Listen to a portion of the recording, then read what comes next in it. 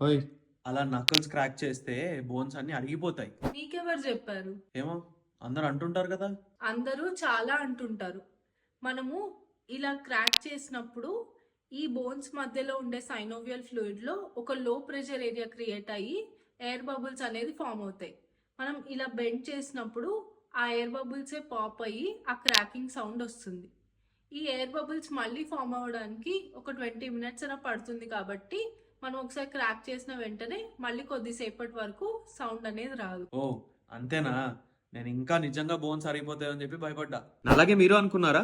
అయితే వీడియోని లైక్ చేసి షేర్ చేయండి అండ్ హోమ్ టాక్స్ ని ఫాలో చేయండి.